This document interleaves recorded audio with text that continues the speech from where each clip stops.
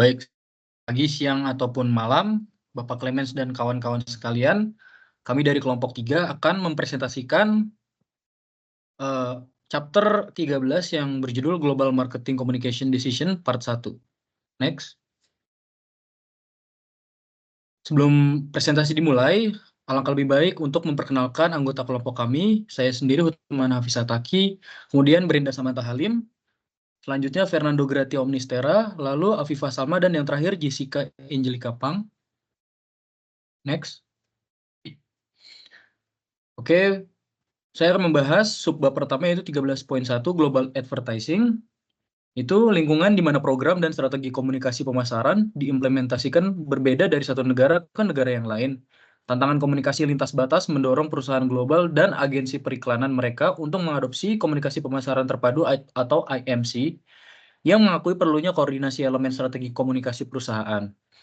Salah satu elemen IMC itu adalah periklanan, yang merupakan pesan yang bersponsor dan berbayar yang dikomunikasikan secara non-personal melalui media massa. Pesan iklan dapat dirancang untuk pasar tertentu, regional, ataupun global, dengan elemen-elemen yang disesuaikan untuk kesesuaian di seluruh dunia. Next.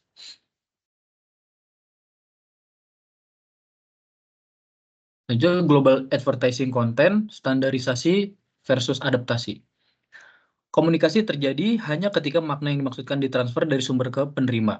4 kesulitan utama yang dapat membahayakan organisasi untuk berkomunikasi dengan pelanggan di lokasi manapun. Yang pertama itu, pesan mungkin tidak sampai ke penerima yang dituju. Masalah ini mungkin diakibatkan oleh kurangnya pengetahuan pengiklan tentang kategori media yang sesuai atau wahana media untuk menjangkau jenis audiens tertentu.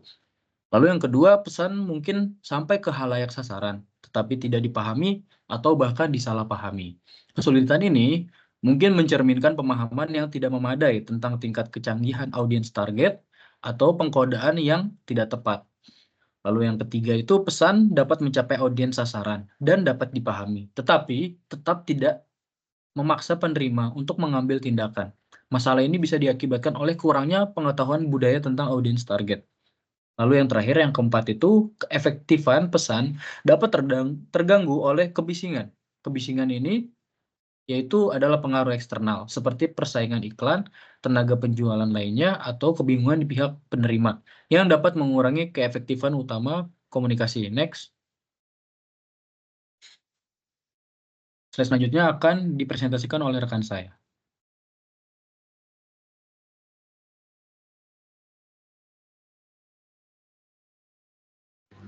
Oke.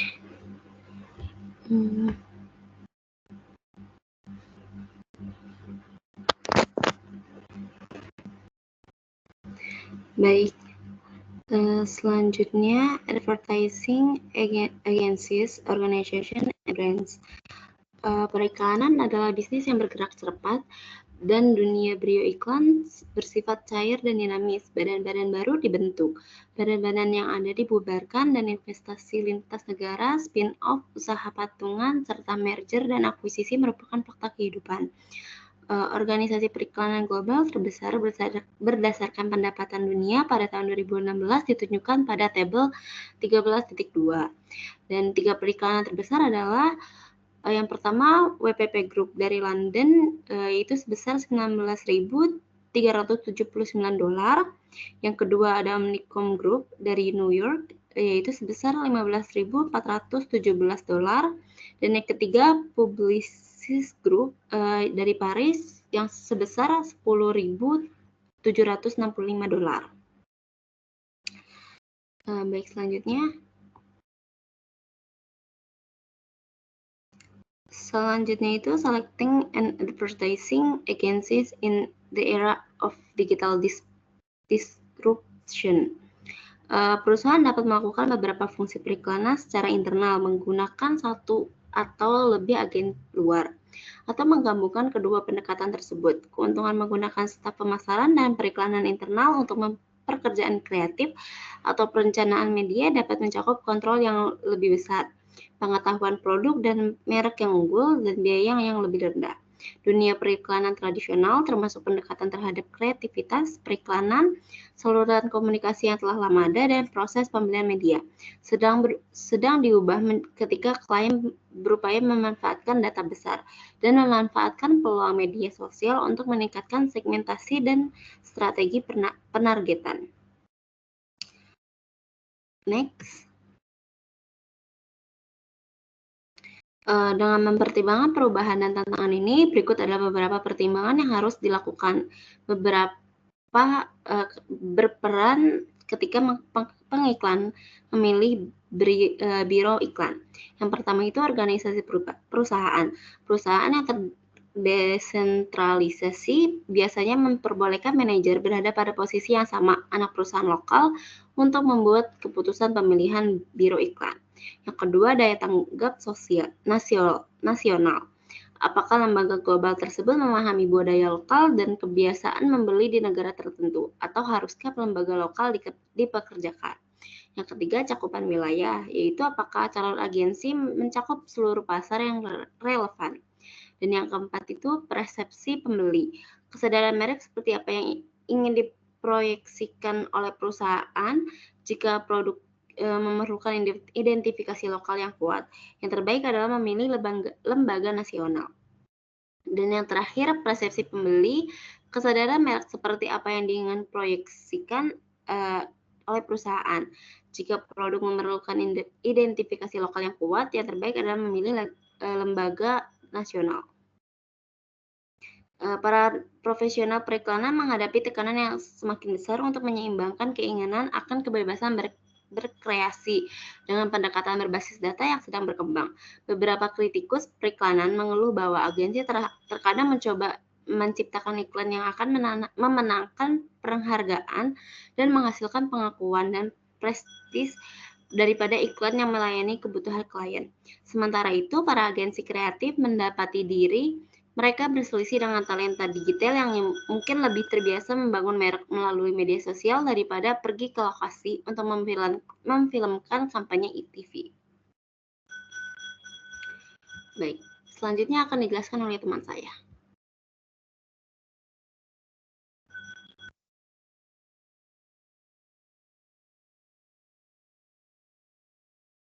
Selanjutnya boleh. Selanjutnya 13.3 membuat periklanan global. Apa yang disampaikan oleh pesan iklan dan cara pesan tersebut disajikan akan bergantung pada tunjukan pengiklanan. Apakah iklan dirancang untuk memberi informasi, menghibur, mengingat, atau membujuk? Terlebih lagi di dunia yang ditandai dengan kelebihan informasi dan multitasking, iklan harus mampu mengatasi kekacauan, menarik perhatian audiens, dan melekat dalam ingatan mereka. Hal ini memerlukan pengembangan strategi kreatif yang orisinal dan efektif, yang merupakan pernyataan atau konsep tentang pesan atau kampanye tertentu.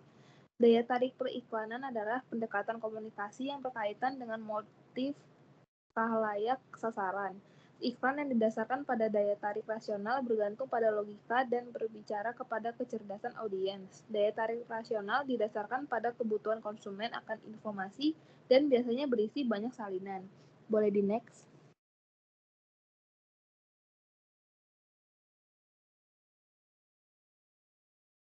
Dan yang selanjutnya yang pertama itu pengarah seni dan direktur seni. Presentasi visual sebuah iklan, bahasa tubuh adalah soal arahan seni. Individu yang mempunyai tanggung jawab umum atas keseluruhan tampilan iklan adalah direktur seni.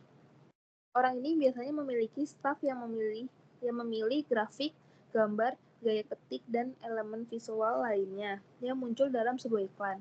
Beberapa bentuk presentasi visual dapat dipahami secara universal, yang lain berbicara tentang demografi tertentu. Apapun kasusnya, cara informasi disajikan membentuk cara persepsinya. Yang kedua, copy dan copywriter. Kata-kata yang diucapkan dalam iklan siaran atau yang merupakan unsur komunikasi tertulis dalam iklan tersebut disebut salinan. Spesialis bahasa yang mengembangkan judul, subjudul, dan body copy yang digunakan dalam iklan cetak dan skrip berisi kata-kata yang disampaikan oleh juru bicara, aktor, atau pengisi suara yang disewa dalam iklan siaran. Yang terakhir, pertimbangan budaya tambahan. Pengetahuan tentang keragaman budaya, khususnya simbolisme yang terkait dengan ciri-ciri budaya, sangat penting untuk menciptakan periklanan. Manajer negara setempat dapat berbagi informasi penting seperti kapan harus berhati-hati dalam kreativitas periklanan. Selanjutnya akan dibahas oleh rekan saya. Terima kasih. Selanjutnya 13.4 yaitu Global Media Decision atau keputusan media global.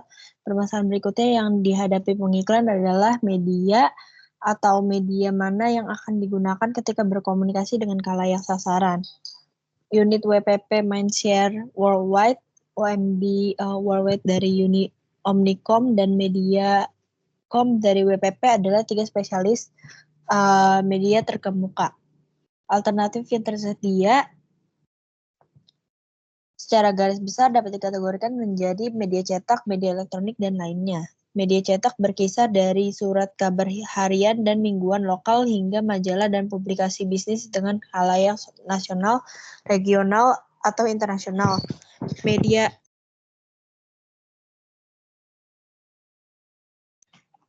elektronik meliputi televisi siaran, televisi kabel, radio, dan internet.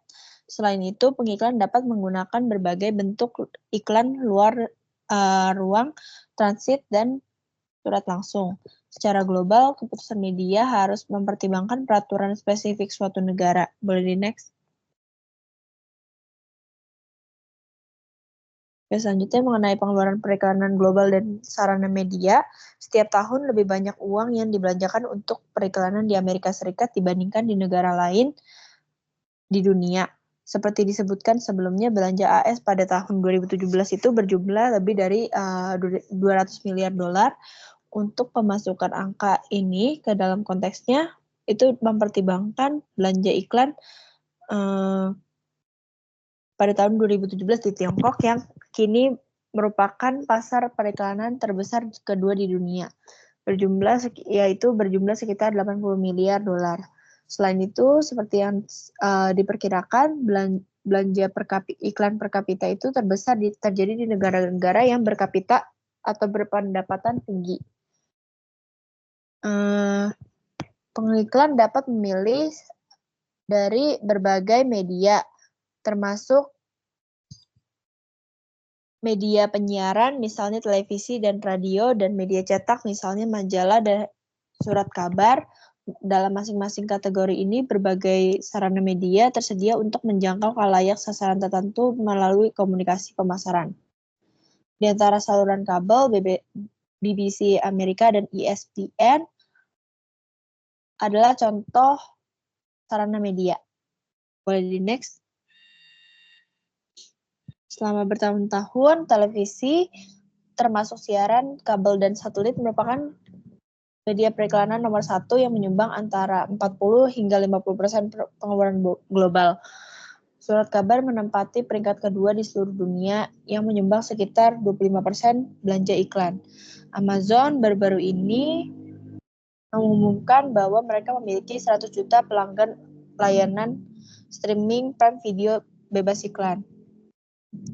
Di seluruh dunia, radio masih menjadi media periklanan yang kurang penting dibandingkan media cetak dan televisi. Namun di negara-negara yang anggaran periklanannya terbatas, jangkauan radio yang sangat luas dapat menjadi sarana komunikasi yang hemat biaya dengan pasar konsumen yang besar. Salah satu tren yang jelas mulai mendapat perhatian di seluruh dunia, pengeluaran untuk manajemen hubungan pelanggan atau CRM dan periklanan internet semakin meningkat dibandingkan iklan TV dan media cetak. Selanjutnya, boleh di next.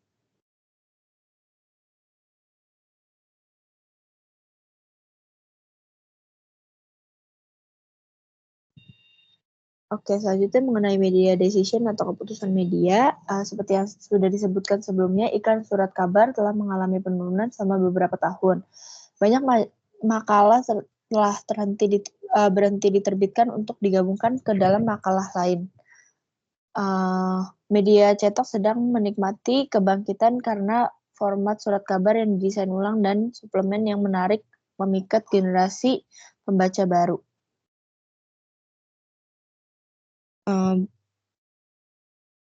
Seperti yang disebutkan sebelumnya, pertimbangan budaya seringkali mempengaruhi penyajian pesan iklan. Sebuah penelitian yang membandingkan isi iklan majalah di Amerika Serikat dengan iklan di negara-negara Arab menemukan hal-hal berikut ini. Boleh di next. Oke, jadi yang pertama itu, boleh mundurin dulu.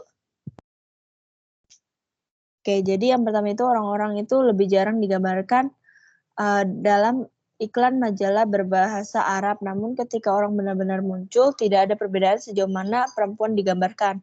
Wanita yang tampil dalam iklan di majalah-majalah Arab mengenakan gaun panjang. Kehadiran mereka umumnya relevan dengan produk yang diiklankan. Lalu yang kedua, iklan AS itu cenderung memiliki lebih banyak konten informasi, sebaliknya keringkasan dianggap sebagai suatu kebajikan di dunia Arab. Konteks memainkan peran yang lebih besar dalam menafsirkan pesan Arab dibandingkan di Amerika Serikat. Yang ketiga, iklan Amerika berisi lebih banyak informasi, harga, dan lebih cenderung menyertakan daya tarik komparatif dibandingkan iklan berbahasa Arab. Boleh di next.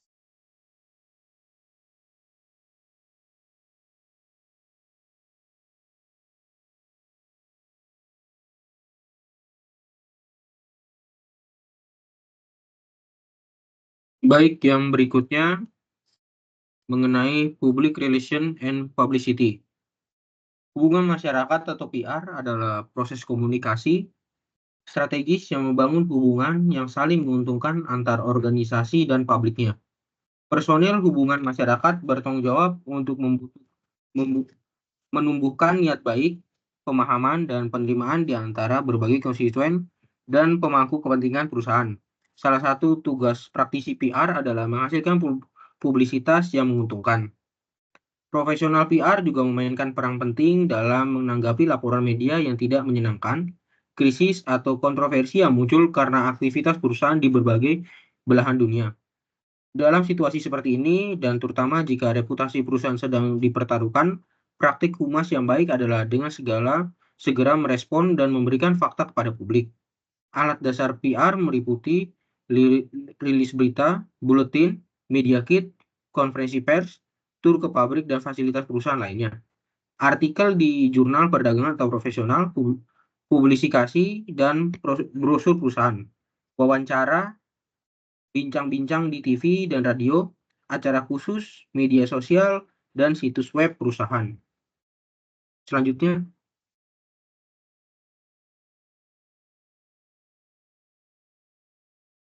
meningkatkan peran VR dalam komunikasi pemasaran global. Para profesional humas yang mempunyai tanggung jawab internasional harus melampaui hubungan media dan bertindak lebih dari sekedar juru bicara perusahaan. Mereka diminta untuk secara bersamaan membangun konsensus dan pemahaman, menciptakan kepercayaan dan harmoni, mengartikulasi dan mempertaruhkan opini publik, mengantisipasi konflik, dan menyelesaikan perselisihan. Ketika perusahaan menjadi lebih terlibat dalam pemasaran global dan globalisasi industri terus berlanjut, manajemen perusahaan harus menyadari pentingnya nilai PR internasional. Saat ini, industri PR menghadapi lingkungan bisnis yang menantang dengan campuran ancaman dan peluang. 1 dekade yang lalu, banyak perusahaan PR mengalami penurunan pendapatan dan keuntungan akibat resesi global. Pada saat yang sama, resesi juga meningkatkan permintaan akan layanan PR. Faktor penting yang mendorong pertumbuhan PR internasional adalah meningkatnya hubungan pemerintahan antar negara. Pemerintahan, organisasi, dan masyarakat sedang menghadapi isu-isu yang luas yang menjadi perhatian bersama, seperti dampak resesi global baru-baru ini, hubungan perdagangan, lingkungan hidup, dan perdamaian dunia. Revolusi komunikasi berbasis teknologi yang telah mengantarkan era informasi menjadi humas sebagai profesi yang benar-benar memiliki jangkauan global. Ponsel pintar, konektivitas internet broadband, media sosial, jaringan satelit, dan inovasi seluruh saluran lainnya memungkinkan para profesional PR untuk berhubungan dengan media secara virtual dimanapun dan di dunia. Berikutnya,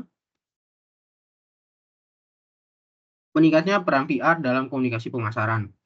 Terlepas dari kemajuan teknologi ini, para profesional PR harus menjalankan beberapa aspek tradisional PR, yaitu mereka harus membangun hubungan kerja pribadi yang baik dengan jurnalis dan perwakilan media lainnya, serta dengan para pemimpin konstituen utama lainnya.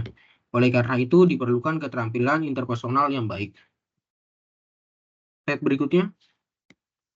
Sekian presentasi dari kelompok kami ucapkan terima kasih.